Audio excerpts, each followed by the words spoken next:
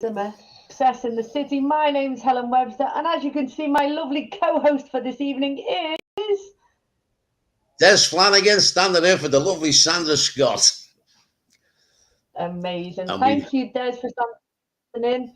And our fabulous guest this evening is the lovely Deborah Morgan. Oh, gorgeous. Thank you so much for joining us tonight, Deb.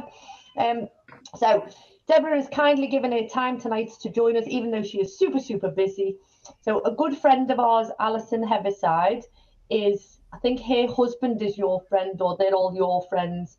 And I got a lovely little message off her because you'd had a little catch up over Christmas. And she said, Deborah would be a really good guest on your show. So we reached out, and Deborah's kindly joined us tonight. Thank you so and a massive much. Thank you to Des. Thank you, and a massive thank you to Des for standing in for Sandra, because she's doing some stuff today. So yeah, she's super busy. So Des is standing in. So thanks, Des. No problem. Okay. Right. So the first thing we do is we shout out to the kids, any little people, young people who've done amazing things this week. Do you want to go first, Des? Yeah, okay. Well, it's not so little, but I want to give a shout out to Connor Bradley. Yes. He's just got into the Liverpool team the last couple of weeks. But I was reading up on him. He came over from County Tyrone when he was about 15. And he got his first start against Bournemouth and again against Chelsea. And he's turned in 2 man-of-the-match performances. And you'll notice he was missing from the weekend squad at Arsenal. And it's emerged today that his dad died on Saturday. So it's a little bit sad that.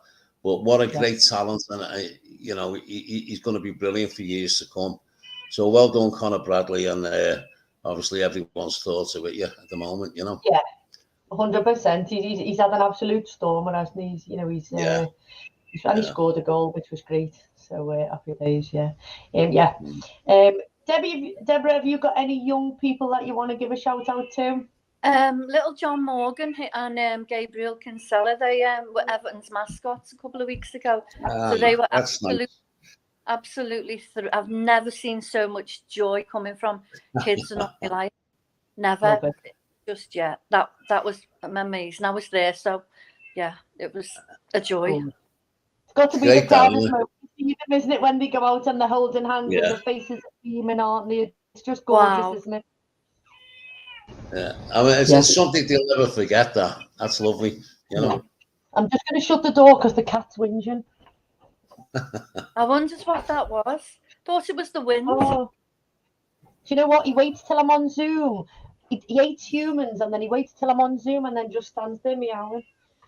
So he's gone now. So I'm going to give a massive shout out. So my nephew's, he's 17, so he's little big. And he's in the cadets, the RAF cadets. And on Sunday, they marched from Croxteth Park House all the way up through the park into church. And it was the freedom of the city. They did a ceremony, and all of the mayor was there, with all of the chains and everything.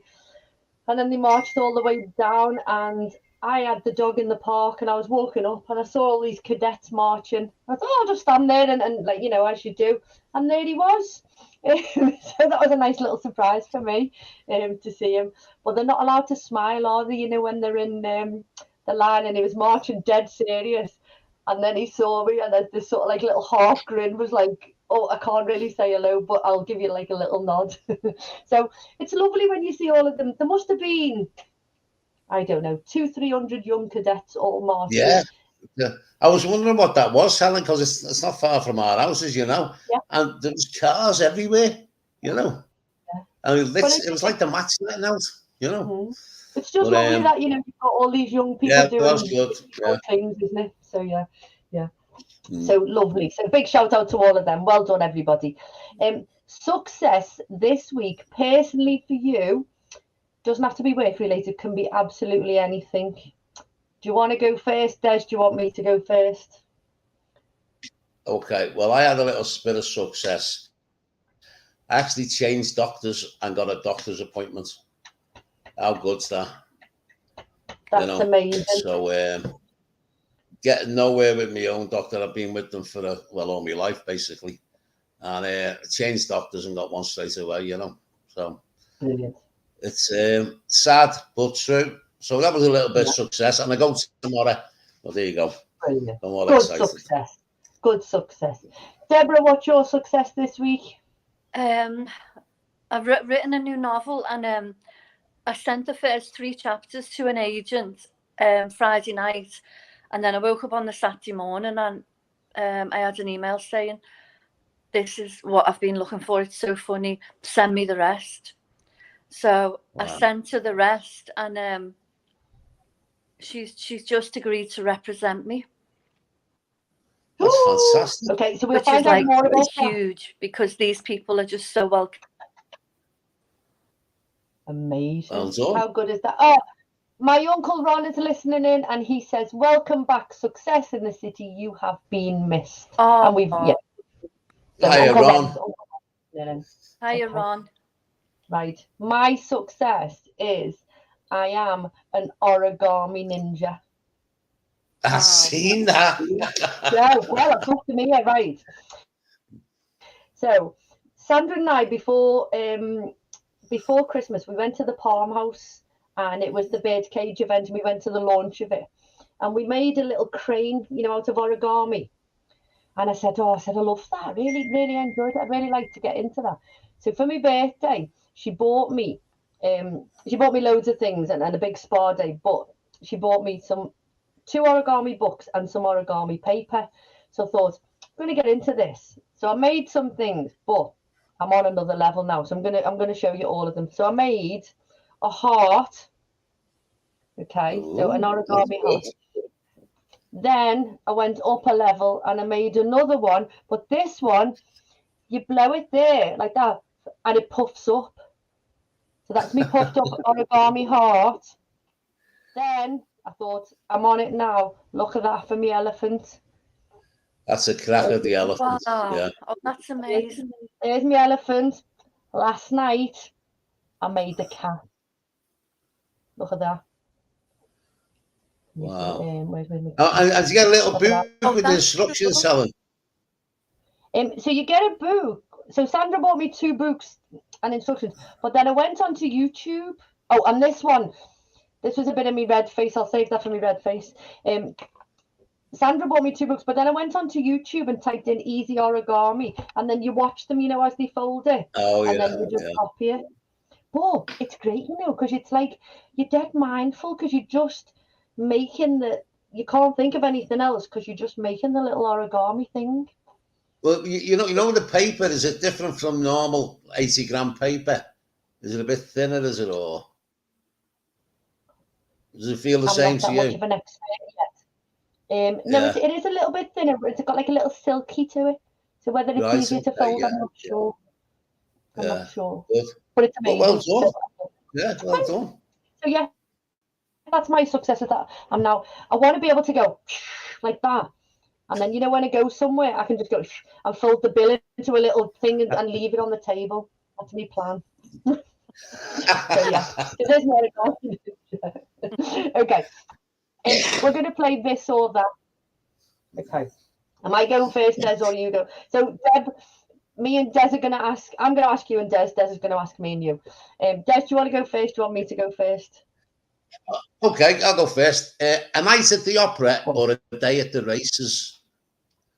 Ooh. What would you rather have, Deborah? Opera. Deborah. Yeah, the opera. Oh, very good. Yeah, I once took my husband to an opera and he read The Echo.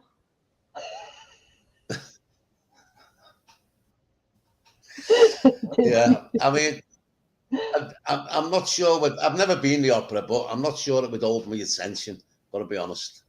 No, he said to me, "Why are they singing? Please open the door." And I was because that's what they do.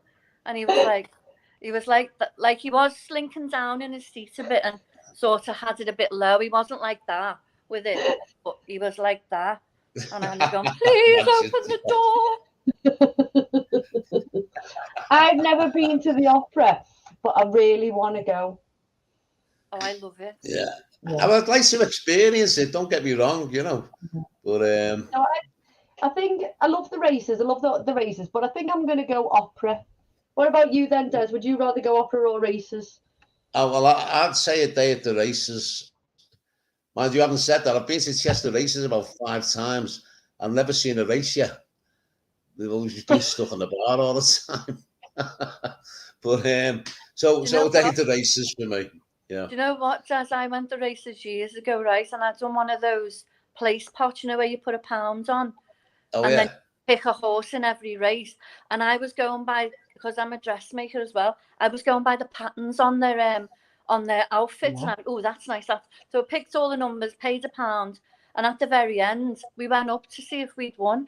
And for that quiz, I won £1,000. Wow. Every Very single good. one of the buggers come in. And there was 3 of us, 3 women, and we all got £333 each. Oh, I love Great. that. My Uncle Ron will be well impressed with that because I'd never be able to do it again, but I got a standing ovation in the tent. It was like, and some fella come over to me and went, why didn't you put 20 quid on your minge bag, putting £1? I know, yeah, that's everything in if hindsight. You put 20 quid on, you wouldn't have won. No, Would you? You wouldn't have won on 20 quid. No. I'd be made up. Oh, I love that. I love that. Right, Deborah, would you rather read a story to children or to adults? So you're narrating it. Would you rather read it to the children or read it to adults? Do you know what? I used to read to my nan because she couldn't read or write. And I was a primary school teacher, so I used to read to children. So I'd do both. Oh, you can only do one for the rest of your life. All right. If the adults couldn't read or write, I'd read to the adults. I love that. Yeah. What about you, Des? I'd like to read to kids because I think they get so engrossed in the story and their eyes are fixed and they light up, the faces light up, you know. So I'd like to read to the kids. Yeah.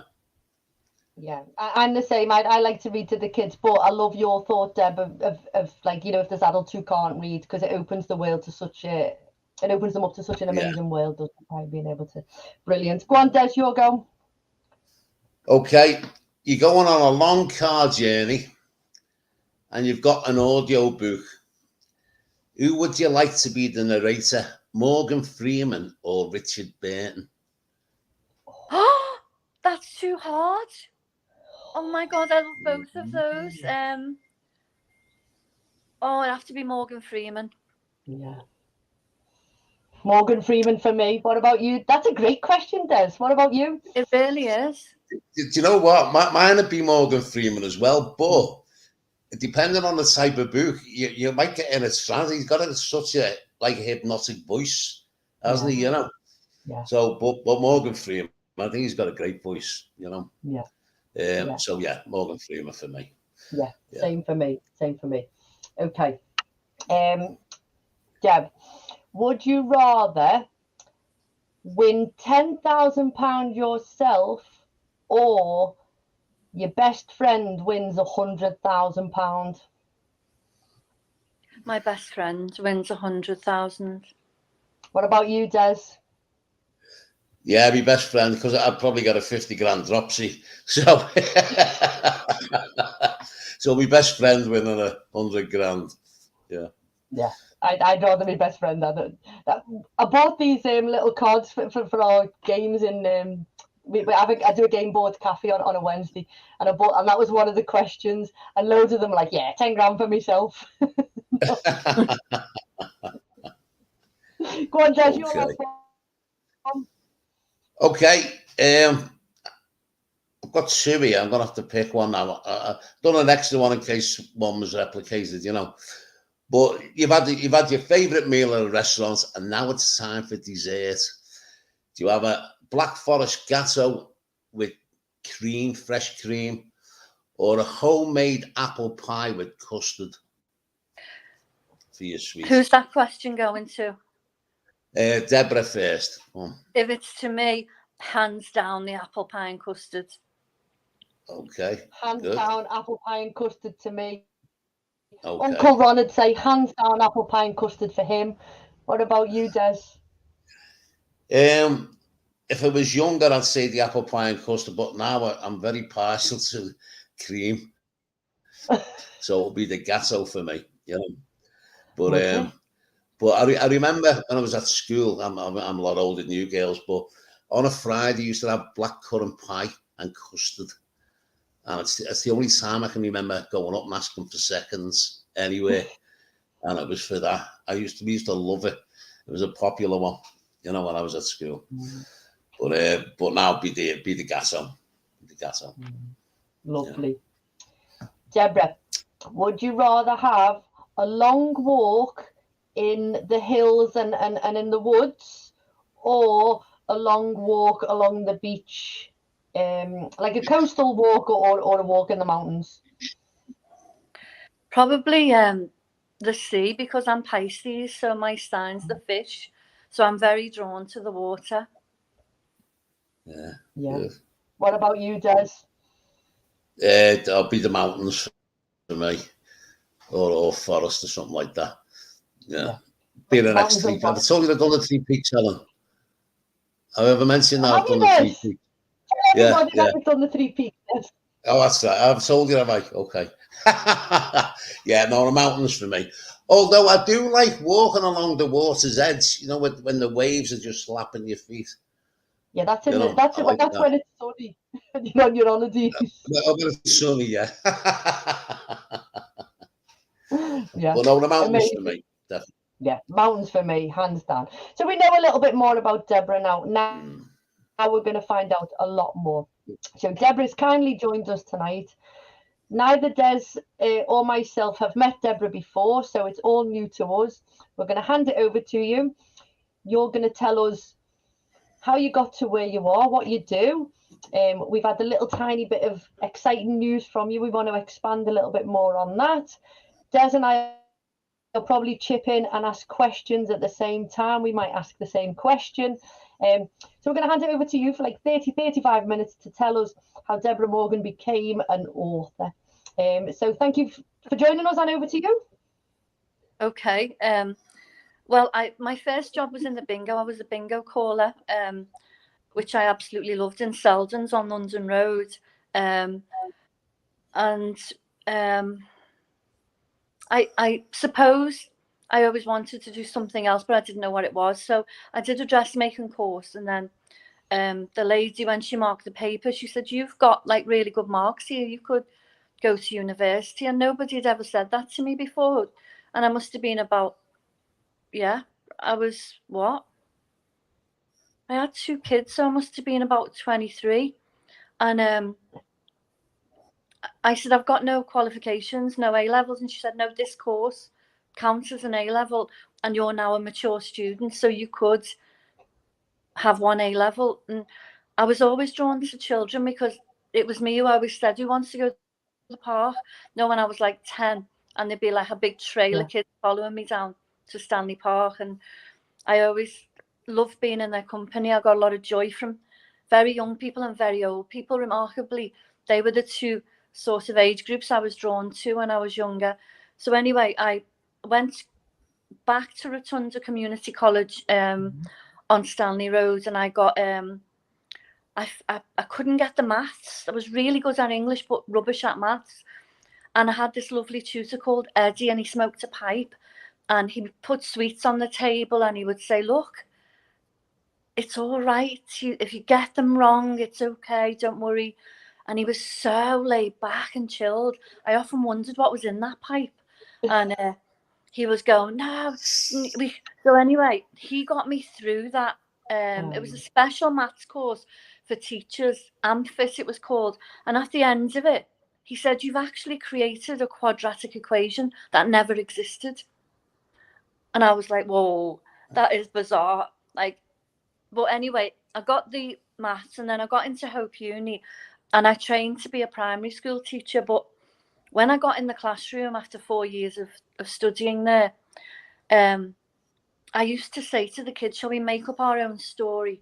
Right, a sprout has just gone on the bus. It's going into town, but the bus has turned a corner, and guess what's happened?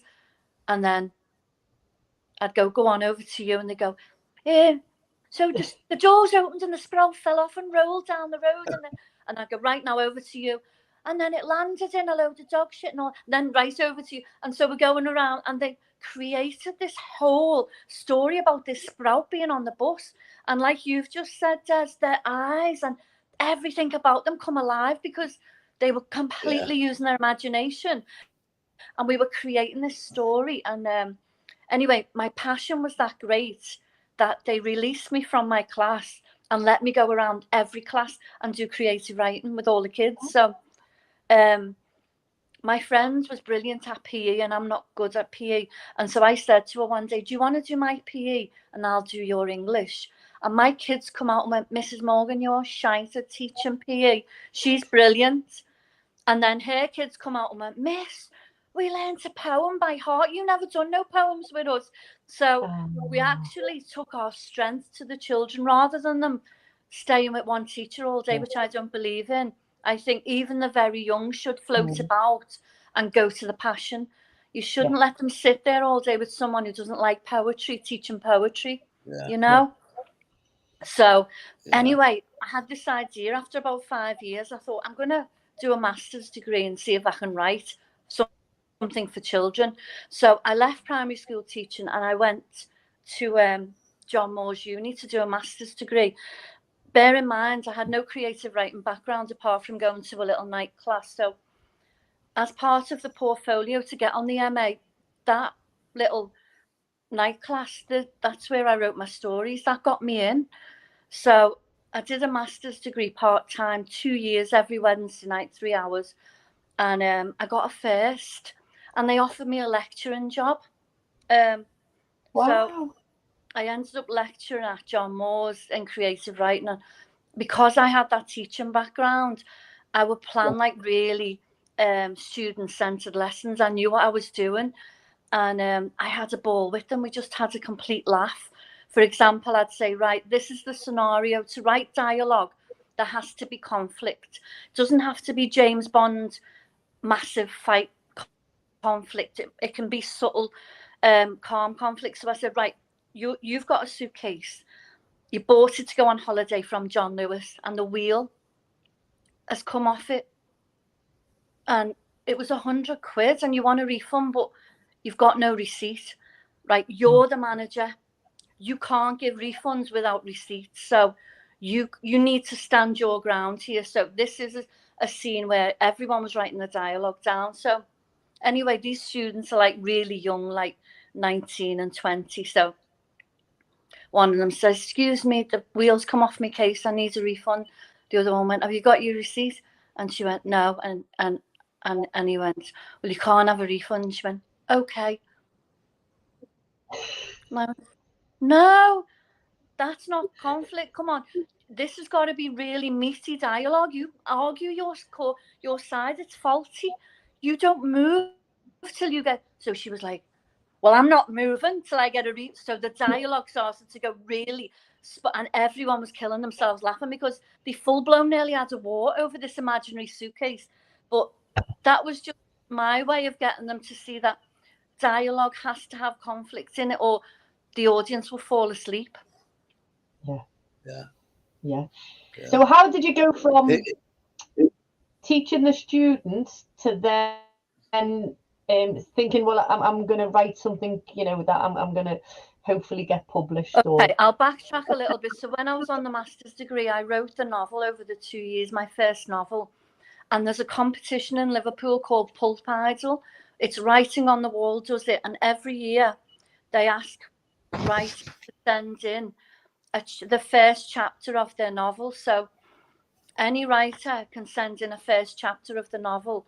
And it's like, Simon Cowell's program, where everyone, so you read with, say, 10 other people and maybe 2 will go forward to the final.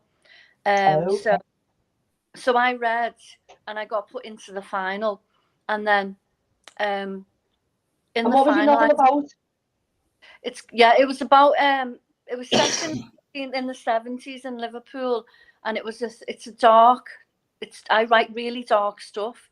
It's a dark novel called Disappearing Home, and it's the basic theme of it is domestic violence back then, and how it sort of wasn't highlighted, and how one young girl aged 10 deals with that.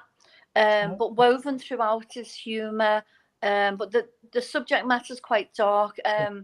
Jimmy McGovern endorsed it, and Alan Bleasdale endorsed it for me. They didn't have to do that, you know. And Alan Bleasdale, my God, I watched Boys from the Black stuff and got tingles on my skin. And the publishers just sent them out, didn't ask me, didn't tell me where they were sending them. And obviously they've targeted big Liverpool writers, but I was absolutely gobsmacked when they came back with endorsements. But anyway, to backtrack, you know, in the competition, this is really weird. I didn't win. I came second. A young man won. And I got a phone call the next day. Back then, they only chose one winner. Now I think they choose 2 or 3. And I got a phone call the next day saying, have you written the full novel? And I said, yeah, why? And they said, well, the young lad who won, he's only got 3 chapters. So I went, oh. They went, so the publishers want to meet you. So I went, oh, okay. But the night before, my husband, because I was crying when we came out the competition because I wanted it that bad. I was sobbing that I never won. And he went, come on, I'll take you for a Chinese with the kids. So I opened the fortune cookie, and guess what the fortune cookie said? It's the second mouse that gets the cheese. True as well, yeah. And I was like, when I thought back, when I got the phone call, I went, whoa, that is just surreal. Wow. Anyway, I went down to meet the publishers in Birmingham, and then I signed a contract with them, and then the novel got published, and then it really opened a lot of doors for me, because people were contacting me, like the Biennial contacted me and said, will you write a piece for the Biennial? And I wrote the Anfield Home Tour with the residents in Anfield, which went on to win an award. And they were incredible. They really helped me with that. And then I went, all of the doors open. Will you do this workshop? Will you do that? And of course, I got the job at John Moore's. And just from that little gamble on saying, I'm going to walk out of the primary school, let's see what I can write on the MA. And that paid off. Can I interject there? I was reading up about you today, and about, you know, that Anfield Home Tour. Yeah. What I liked about you there is when you finished that, you got the residents to validate it before you done anything with it, didn't you? Oh my God, yeah. I was crapping myself on that because that wasn't my story. It was their story. Yeah, that was a massive responsibility, me telling that. And so I wasn't gonna let that go until they said it was authentic and they were happy with it. And that was one of the hardest things I mean, I've had to work on some tricky projects, but that one, that I was just going home in tears, you know. It was just like, But I mean that's everything. Once you get the buy-in of that community that you're writing about, that's all you need, isn't it? You know. Yeah, absolutely. And listening to all those stories as well, because I can't bear injustices like that. You know, it really makes me really angry. You know. But my point about the writing is sometimes you've got to take a gamble and close one door and see if another one will open. Now, I've still got that teaching qualification and I still use it. I can go in and out of schools and do poetry workshops, and I can walk away and I don't have to be connected to the school. So I haven't got that massive responsibility. I can just go in and be a creative, which I love. But years and years ago, when I used to read to my nan, I was only 10. And when I got onto the fact that she couldn't read, and I read Anne of Green Gables, this book that the teacher gave us from school. And the joy that it gave, and I didn't get onto it that I was a writer. I was always reading. The sign that you're going to be potentially a writer is you're always reading, because you absorb so much of the plot, the characters, and you subconsciously, because my nan never had a telly, so she had a little radio, but she'd only put it on for the news, and then I just used to read to her. So I was only connected to books and words. And when I think back, all the signs were there. It was just like me in bookshops and getting tingles when I had enough money to buy a new book. And it was always there, but I just didn't have anyone to say it, or I didn't get onto it myself. Yeah. And now when I'm so, when you were reading to your nan, sorry, when you were reading to your nan, did you know at that age that she couldn't read? Or were you just doing like a kind of thing? Yeah, I found out accidentally that she couldn't read or write. She could only sign her signature, and her writing was dead ghostly and spidery, you know, like she took a mental picture of it and then held it and then tried to recreate it. It looked like a struggle. Yeah. You know, it looked otherworldly. I'll never forget it, because it was just so random, her signature. But anyway, she had a letter and it was upside down or something like that, and I went, Nan, it's the other way round. And then I was like, and then she'd go, when I'd be laughing reading, she'd go, well, what's happening? And I'd go, oh, you're not going to believe this, Nan, blah blah blah. And she'd go, read it to me. And I'd go, yeah, Nan, you have it for an hour. And she'd go, no, I don't want to read it, you read it. And then I went, can you read, Nan? And she went, of course I can. And I went, no, you can't, can you? She went, no, I never learned to read. Because she came over from Ireland, she was the oldest child. She got sent out to clean steps in the rich people's houses. She said, my brothers and sisters went to school, but I had to help contribute to the income for the food. So she used to scrub the steps. But I remember once I went along to the community centre and I asked if my nan could have a teacher to teach her how to read. I was about 11 and I was going and going, my nan can't read. So anyway, this teacher came and she was like big cat glasses and really stern, and she brought these Janet and John books out, and my nan was proper, and she was going and my nan was Irish. She went, don't fucking open the door to her next week, she's not getting in. And she went, she can beat it, she's not getting in. So my nan couldn't bear it. She went, no, just you just read to me, you know. And so I just read to her, and yeah, she didn't get on with the Janet and John books, but yes. So all the while, you know what I say to the kids now, like if I see someone in the classroom and they're tapping away on the desk while I'm doing a little bit of poetry with them, I go, you should get a set of drums, you're a drummer. Or if I see someone go in the loo and they do like, I go, you're a dancer. I always, because no one ever told me when I was that young what I was good at, you know. And you get a lad who never stops talking, never stops, and I go, you be a good counsellor, you. Or someone who like says, miss, I had this for tea or that for tea, and it's all foods. I go, you'd be a brilliant chef, you. And I just plant that little idea, and I'm constantly looking. And it might not be true, but at least I'm planting something. You know, we never got told we could go to self-belief. Yeah, they have that self-belief, isn't it? You know, like that somebody said to you, you know, when you've done, you said, oh, this is really good, you would go to university, you know, and then you think, me? You know, and then you go on to, because somebody believes in you, doesn't it? And then it builds it up inside of you. It's so powerful to find that sort of that hidden talent in someone that is massively there that you can see, but they can't see it. And it's such a gift that, you know, it's just so underrated that to tell a young person and to say, you're always looking for poems, you're always going to the poems in that book, you love poetry, I bet you could write poetry, I bet you could, you know, and all of that. I remember I did a course with the homeless, and this lad, he was proper freaked out, and he was going, I can't write poetry, I can't do this. And I said, no, you can. Watch. This is the first poem I ever wrote, look. And it was a haiku. And a haiku is like 3 lines, 5 syllables, 7 syllables, 5 syllables. And he went, is that it? And I went, yeah, that's a Japanese poem. And he went, oh, you can easily do that. I went, exactly. So away he went. And that's where he started with me, right? But by the end of the course, it was an Avon course I was teaching on, and it was the people from the Whitechapel Centre. By the end of the course, he wrote this poem about my bench. It was the most powerful, incredible poem I'd ever heard. It reduced me and the other tutor to tears. Wow. He was, and that's he the was, power, isn't it? And that they've got it inside them, haven't they? Yeah.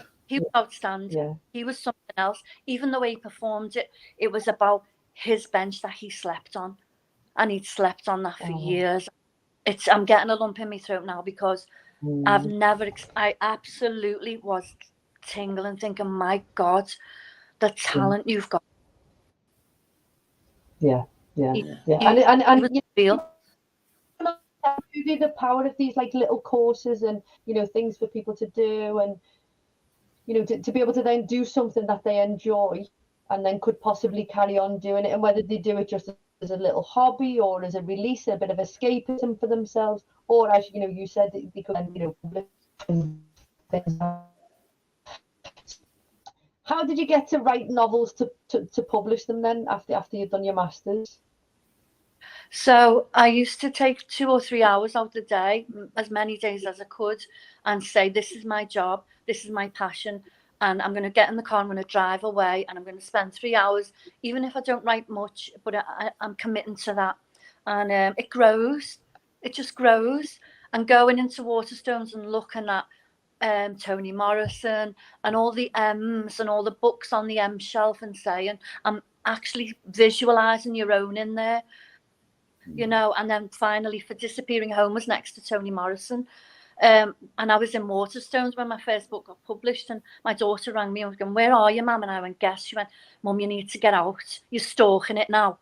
Because I was never out of Waterstones, just looking at it on the shelf like this. And if anyone else went to buy a book, I'd go, whoa, what are you doing? Look at mine.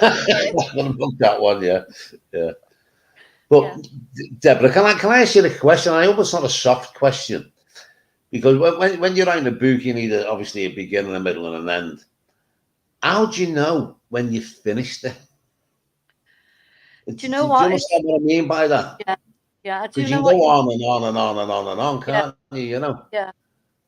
I don't. With the first one, I knew I was ready to finish it because I knew there was a second book about this character because she was so strong. That's kind of my point, yeah. But with the novel that I've just finished now, the latest one, that's a standalone. That's a standalone novel. So I knew the character's arcs. I knew she was going to go from A, B to C, and she was. But I don't plan nothing. I don't write nothing down. I just show up and I just write. But I always make sure I go back and edit and I say, right, where's the conflict in here? Because if there's no conflict in the chapter, it gets binned. That's twice you've mentioned that now in this interview, and I'm liking it like a tennis match. You've got it. You follow it, and that's where the reader's interest is kept, isn't it? Because you're going from one to the other. Yeah, I get it. So everything you watch, I've never heard it described like that before. Yeah. Well, everything you watch, Des, from drama on the telly, Jimmy McGovern's, any drama, Alan Bleasdale's, you give a character a want. You give a character a want. The character wants something. It can be very small.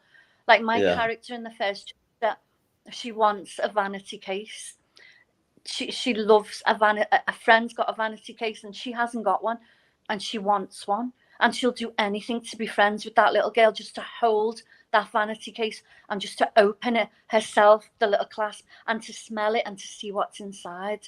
She would give anything for that. So that's her want, but I don't give her it.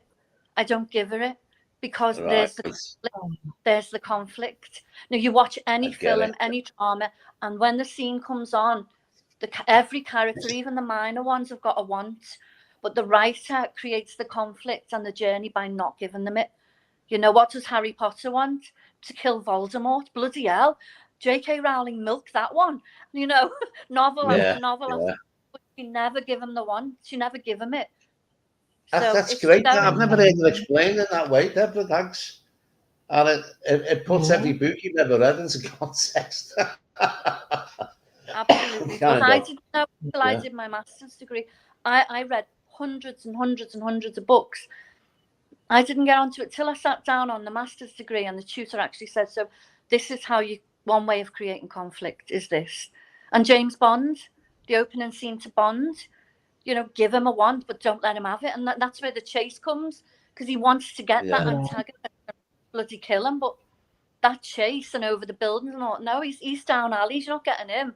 That writer's going, you're not getting him. So, yeah. And what's your favourite thing to write about? What's in it? Oh, sorry, Helen. I like really dark comedies. I like really dark subject matters, and I like to put the humour in there as well. I had a play on the Royal Court downstairs in the studio, and that was really interesting. I had another play on the Cornerstone and the Unity, and that was just pure dialogue. And working with actors and a director and a producer, I loved it, because writing the novels, I'm on my own. And when I got in there, like, they'd say, what do you think about this? Or do you really don't think you need that line? And do you know what? Let me try it like this. And I was like, up for anything. I was like, wow, yeah, I love working with all these creatives with all of their ideas. And so that's a different way to write. And then poetry I love, because it's dead short. Poetry's like short. So if I can't come up with a chapter, I'll write a poem. So I've written a book of children's poetry, a funny book for them. So I did honour that. Reason why I left primary school was to write something for them, and I've written a book of funny poems for them. So I'm hoping, if this door opens with the agent, that she can get me to a children's publisher. And you know what? I'd go around schools and give them to them. I would give them to them to just see the joy on their face, because there's some really to make them laugh. To make them laugh will make them fall in love with literature. Like, I read Roald Dahl to my kids, and they absolutely peed themselves laughing. And it's such a gift to be able to make somebody laugh. Definitely. Well, Des is a budding actor. Des was in a play a couple of weeks ago. Really? And Des is he's pretty cool, isn't he? And they're all rounder, aren't you, Des? Yeah, well, I spend a bit of time with the playwright Franny Conlon, and one thing I liked about your article that was in the Echo, Deborah, is you talking about the community, and a lot of people romanticize the way it was, and now it seems to have gone. That closeness of the community, that kind of thing, and I agree with you 100% on that. And we were looking at doing a small documentary on all the pubs have closed in Bootle. There's loads of them. And I would imagine, I haven't checked it yet, but there'll be a direct correlation between the pubs closing and doctors' waiting room lists going up. Because there's a lot of people, a lot of old people used to go on their own to the pub. They could go on their own and everyone knew them, even women, And these pubs were more than pubs. They were community centres. They were advice centres. A lot of them were shops, depending on what you wanted. But they were the hubs of the communities, the little pubs at the end of the road and stuff like that. So we're hoping to do that this summer. And that would be I think amazing. a lot of people would have gone into ill health, and a lot of mental health problems arose around just a pub shutting, That's my theory anyway, so we're going to try and prove that this summer, That would be brilliant. It will. I think that's so interesting. And you're 100% right. People will sit there for 3 hours with one pint, Well, exactly. And they felt safe as well, because everyone knew them, and they've gone from that. Yeah, so we'll see. We'll see. Franny's on it, and I'm going to do it with him, So we'll see what happens with that one. Yeah. Yeah, I think that'll be a good one. That and there's lots of things that are now popping up. I'm doing a little bit of work in Bootle, and I started the board game cafe.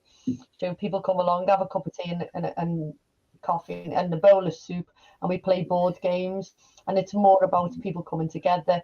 And last week I'd picked up in Home and Bargain or something. When you put a pair of glasses in it as a bubble, and you have to write the name of somebody. and then you have to guess who you are. So it's like they used to put a sticker on your head. So, and then you can only ask questions and they say yes or no. Well, that was absolutely hilarious. There's like 5 or 6 of them around the table, roaring, laughing over, playing this game. And then obviously they started talking about, one of them was Charlie Chaplin, then they started talking about films and movies and what did you see. So if somebody's maybe a little bit shy, when you're playing a board game or when you're doing it, you've got to ask a question about what you're doing. Yeah. Or you've got to say, oh, it's your turn now, or what do I do with this? So it's about engaging them. And it's really, male is the hardest demographic to reach. We've got 7 men, who were in their 50s to 60s, who, probably went for a drink at, at dinner time and stayed in the pub in the afternoon. They're now coming and, we're having a cup of tea and we're playing some games and things. And so it is that demographic that, they need company and they need, but if you say, come and have a chat about your mental health, or they don't want to know. But if you start to talk and feed off each other, it's a much easier way, isn't it? It's a softer way of getting people to come and talk about it, isn't it? So, Deb, we had a little, the agents having a little look at your book. Explain how that all works for us and then what hopefully the future is going to look like. So it's really, really challenging to get an agent. Like they're really selective in what they take. So for every one that they accept, they could have turned down 60 that month. So it's tricky. So to get her interest was one thing, and then but to get the next day to want the whole novel, it was just like wow. And then, like I say, I met with her, and then she's offered me representation, which means I sign a contract with her. So we're in the process now of the novel is complete, but what happens is only I've edited it, just me. Yeah. So then you need sort of 6 or 7 pairs of eyes. But it goes out to readers who then analyze it, and they come back and say, well, that's not working, or that's because of course you're too close to it because you've written it. And so that's what's happened now. It's out there, and I'm a bleeding bag of nerves with like 6 or 7 pairs of eyes reading something that only I've seen. So yeah, but I'm grateful for anything that they spot that isn't working. So yeah, the flip side of that is they can see amazing things that I can't. So that's going to be helpful. Yeah. When that comes back, I take on board all of that, and then I do a rewrite again. Or I might not agree with some of it, and so I won't use it. But I might agree with a lot of it, and so I say, oh yeah, that'll work with that. So then it goes back to the agent then, and she goes through the novel line by line by line, and then I get her feedback on what she thinks. So all the time now is strengthening. And then when I've done all of those edits, we go to the publishing houses then. So she takes 20% of anything I earn. So say I get a £5,000 or a £10,000 advance, she gets 20% of that, because a lot of these big publishing houses won't look at a novel unless it comes through an agent. So you can't just send it. Yeah. They only look at, because they know if an agent is interested in something, then there's something in it. Yeah. How did it become, when you said it's going out to all these different people, do you select the people who it goes out to, or does she have sort of like a bank of people that she sends particular things out to? Are they specialists in their field, or is it just an average reader? They can be avid readers, they can be university lecturers in creative writing, they can be in theatre, because of course the dialogue in theatre makers, their dialogue just sparkles. So they can be theatre makers, they can be avid readers, they can be, but they are chosen because they also have a critical mind. They're not just going to read it and come back and go, I loved all of that. That's not really useful to you. At this stage, I need a critical thinker who is going to find holes in the plot. Maybe I don't know what they'll find, but I'm really excited and frightened at the same time. So how long does that take? How long does it take for it to be out before it comes back to you? Yeah. As soon as it comes back to me, I'm a fast worker. It'll be 2 weeks, and then I'll get stuck into all them edits, and I'll have that done in a week, and then I'll send it back to the agent, and then the agent will probably take a week or two, and so within a month, I think it's going to be ready. But she's saying we're sending it to the 5 top publishing houses to try first. So obviously Amazing. she likes something about it. So yeah. How did you find the agent? Is it Liverpool based? There's London and there's Liverpool and there's Birmingham and she hasn't announced it yet, so I can't say much right now. Okay, fair enough. Yeah, she said she's asked me not to say not until she announces it, and I haven't signed the contract yet either. Yeah, okay, yeah. We're just in the process of strengthening right now. But you'd write a letter saying, dear blah blah. I really like such a writer who you represent, and I love the work you've done with them. You've got them. I notice you've got them the film rights. I notice you've got them over in America, and you've done so much work for that author. My book is similar to his or hers, and I'm just wondering if you would look at these 3 chapters and you would consider me for representation, and then you send the first 3 chapters, which have been polished to death, before you send them, and you send them first 3 chapters. You can wait like 3 months, but either way you get a response like yes or sorry, no, this isn't for us, or this is just what I was looking for. Wow, please send me the rest is what you want, really. Yeah. You'd already written the rest of the book. Do people send 3 chapters and haven't written the rest, and they go, you know what? She can send 3 chapters and then she comes back and goes, oh my God, I absolutely love this. Have you written the rest? And then you go, no, but I've got an outline. And then she goes, oh, send me the outline, which is pretty much what you're planning to write. And then she can take it on that and say, okay, I'm going to give you a window now. Can you have it to me in like 4 or 5 months? And you go, yes, you bite the hands off, and then you write like Billy-O and you just get it to them. So you can have an outline. Deborah, do you have to copyright your work? Oh, sorry. Sorry. I was saying, do you have to copyright your work? Yeah, you email it to yourself.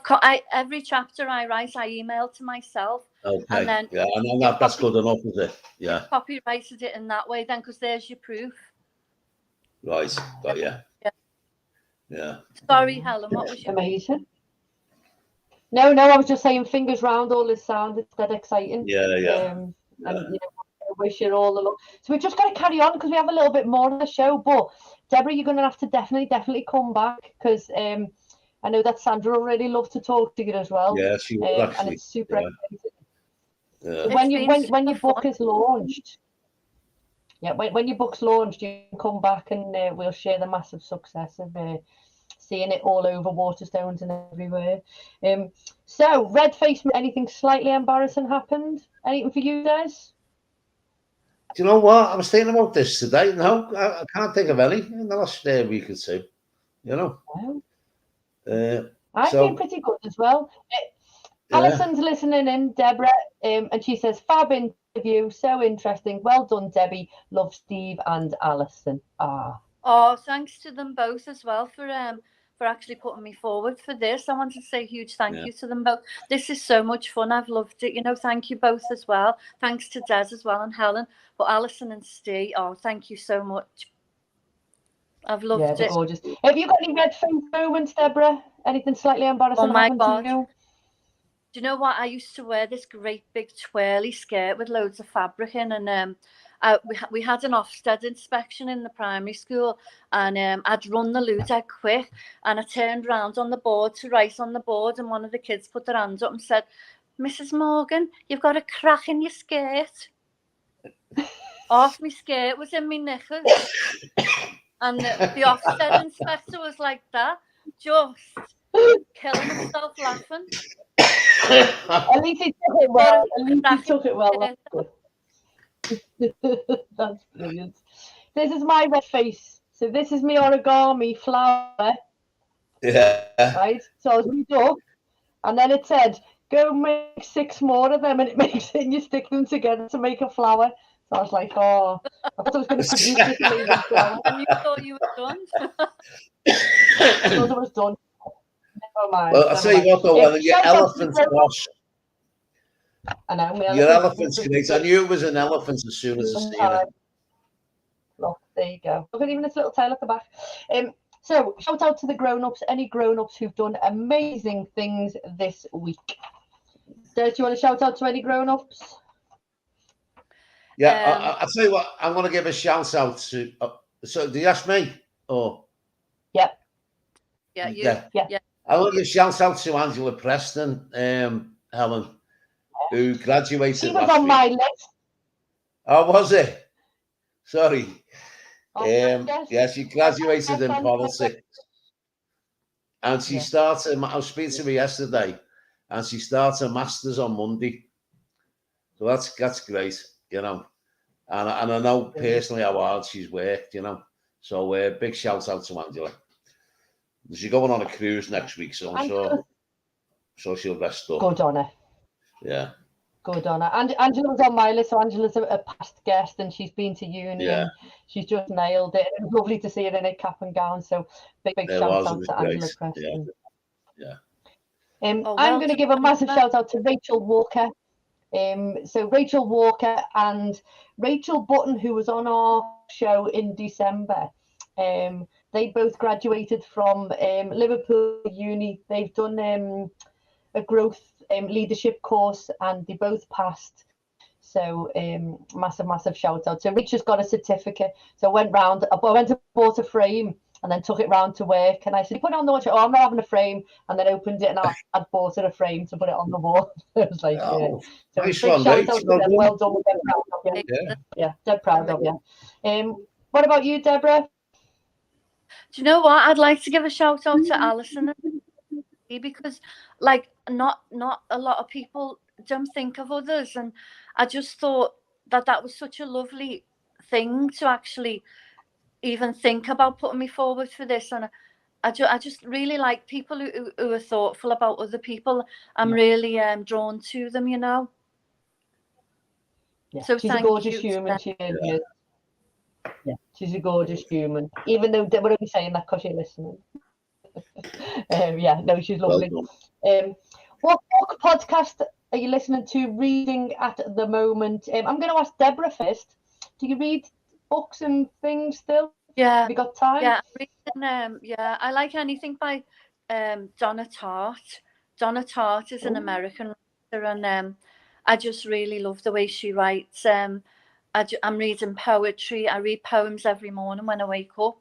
Any poems. I love reading children's poems that they've written. So I always put them up on my author page when a child writes a poem. I'm always reading. But Donna Tartt is amazing. And I've got a season ticket for the cinema as well. And I watch everything that comes out. There's a film just come out called The Holdovers. And that's about kids in school in 1970. And they're at boarding school, and the parents really don't want them home for one reason or another at Christmas. And so one teacher is allocated to stay with them. And it's an amazing film. Okay, that's a good one. Yeah. Des, what are you reading, listening to, podcast-wise? Or podcast-wise, I've been getting into The Rest is Politics, it's called, with Alistair Campbell and Rory Stewart, which is quite entertaining, and they go into it in depth, you know. And I've just finished a great book called Klopp, and it was written by a guy called Anthony Hopkins, who's a fan, but he's also a best-selling author, so it's well written as well, you know.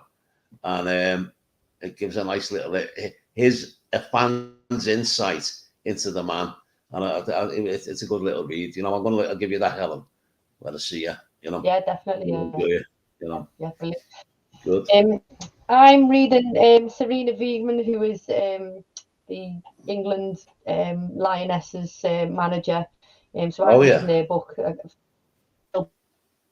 I really like her. I think she's good.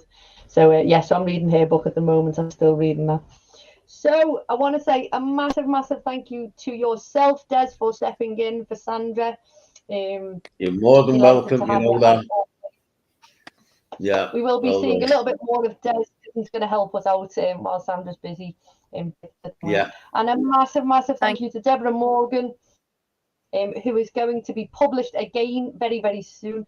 Fingers round all this sound. Deb, how can we find out more about? Yeah, and you've taught me something tonight, Deborah, that I'll remember forever about this conflict thing in the books when you're reading them, you know. And I've just got onto that now, and I can't believe. I mean, when we all have a little go at writing as well, and that's a good thing to remember, to create that conflict, to keep the reader interested, you know. So well done, and thank you for that. Yeah. Oh, you're very welcome. Definitely. Yeah. Good. So how do we find out more about you, Deb? I've got an author page, Deborah Morgan author, and yeah. Is it www. or is it just? Sorry. Is it www.deborahmorgan? I just Googled Deborah Morgan author, and then it might Deborah Morgan author Liverpool, and then the Facebook page will come up, and I just post little bits and bobs on there, mainly interactive interactive really. I try to be. I don't really do well on Twitter or Instagram, but for some reason that author page is taken off all right. Brilliant. Well, we'll share, you see, so we'll share onto our Success in the City page. We'll share anything that you publish and stuff, so we can, because we like to find out what's happening with our previous guests, because they're all still doing really cool things in the city. So yeah, I like your page. I'm going to keep up with it now and have a little look. I do giveaways as well, signed copies of my book, you know, once a month. Amazing. So, 20. You just tag a reader friend in to enter. So yeah, it's really important to give something back, I think, you know, in whatever we can. And I like to do that. Definitely. So massive thank you to Des. Massive thank you to Deborah. We're going to ask Deborah to close our show with a closing quote mantra or something that she feels is right to close the show. So thank you to everybody. We'll see you all next week. So if you want to close the show for us, Deb, that'd be amazing. Okay, I'd just say everybody has untapped passions, and don't be afraid to close one door because another one will open. And the passions that you have, the big ones, it was that thing when you were 10, 11, 12 that made you leap out the bed in the morning. It was that. And for me, it was a new book coming out, or a new Bunty, or a new Jackie, or a new, and your actual passion and the reason why you're here on the planet is there. For example, a lady was serving coffee in Coston. She hated it. And I said, well, what got you out of bed when you were 11, 12? She went, me dog. And I had a really long discussion with her. Anyway, she packed a job in Costa, and she's a professional dog walker now. Great talent. Brilliant. Love it. Well done. Yeah, love it. Brilliant. Yeah. Well, so best of luck, Deborah. Best of luck. Thank you, love. Thanks so much. Yeah. Thanks to both of you. Have a lovely evening. Thank you, everybody. Have a lovely evening, and we'll see you next week. Thank you. Okay. See you now. Thanks, Deb. Bye.